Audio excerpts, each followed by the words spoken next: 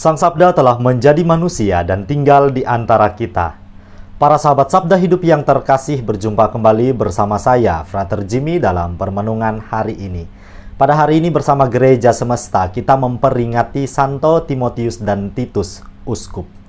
Permenungan kita akan diambil dari Injil Lukas bab 10 ayat 1 sampai 9. Mari kita mempersiapkan hati kita untuk merenungkan Sabda Tuhan. Dalam nama Bapa dan Putra dan Roh Kudus. Amin. Semoga Tuhan beserta kita, sekarang dan selama-lamanya. Inilah Injil suci menurut Lukas. Dimuliakanlah Tuhan. Kemudian daripada itu Tuhan menunjuk 70 murid yang lain, lalu mengutus mereka berdua-dua mendahuluinya ke setiap kota dan tempat yang hendak dikunjunginya.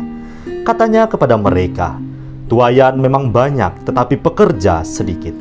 Karena itu mintalah kepada Tuan yang empunya tuayan, supaya ia mengirimkan pekerja-pekerja untuk tuayan itu.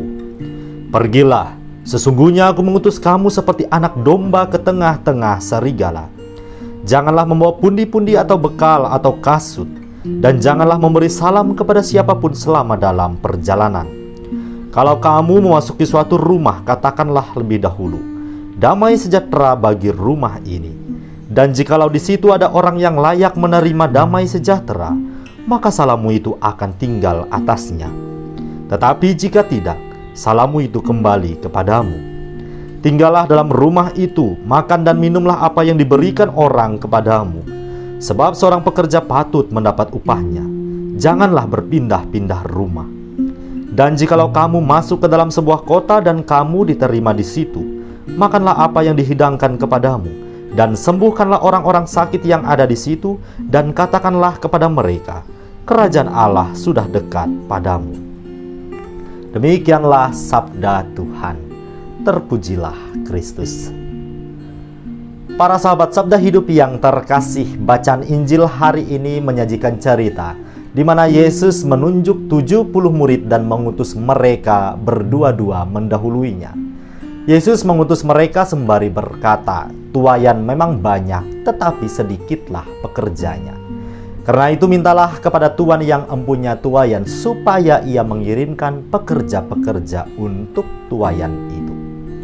Para sahabat yang terkasih, perutusan yang Yesus berikan kepada para murid bukanlah hal yang serta-merta mudah untuk dijalankan.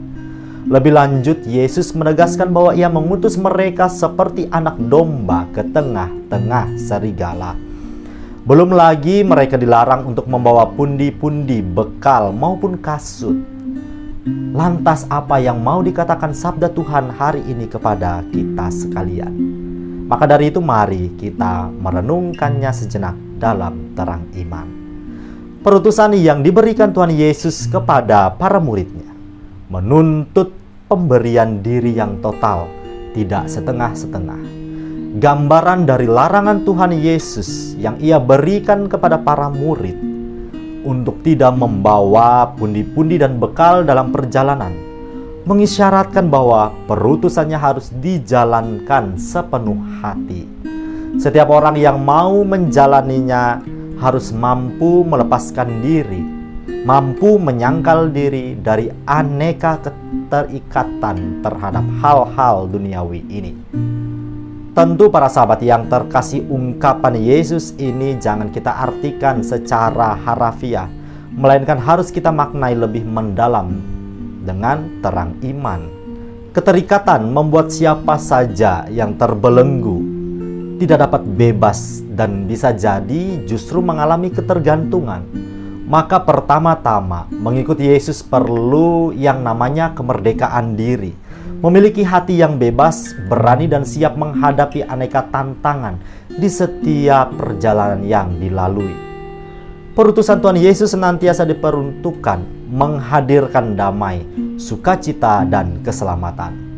Para murid diberikan kuasa untuk menyembuhkan setiap orang yang sakit, menguatkan mereka yang lemah, dan pada akhirnya menyelamatkan orang-orang yang terbelenggu dalam dekapan kuasa si jahat.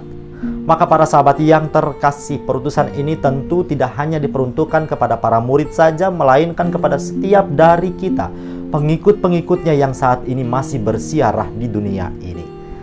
bahwasanya kita dipanggil dan diutus untuk mengerjakan misi yang sama, yakni memberitakan karya keselamatan Tuhan Allah ke seluruh penjuru dunia.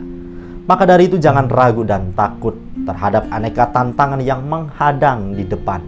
Dengan iman kita percaya bahwa Yesus tidak akan pernah membiarkan kita sendirian dalam menjalaninya, yang menyertai hari-hari hidup kita. Dialah yang senantiasa memampukan setiap langkah kita untuk terus mantap berjalan. Kuncinya ialah keteguhan hati dalam beriman, kesetiaan untuk selalu berjalan bersama Dia, mendengarkan kata-katanya dan mengerjakannya melalui tindakan hidup kita sehari-hari. Maka dari itu, siap sediakah kita sekalian untuk menjadi alat kasih-Nya yang setia, menghadirkan damai dan sukacita kepada siapa saja yang ada di sekitar kita. Semoga kita sekalian dimampukan untuk menjadi saluran berkat Tuhan dimanapun berada. Selamat beraktivitas, salam sehat untuk kita semua. Semoga Allah yang Maha Kuasa memberkati kita, melindungi kita terhadap dosa dan menghantar kita ke hidup yang kekal. Amin. Dalam nama Bapa dan Putra dan Roh Kudus. Amin.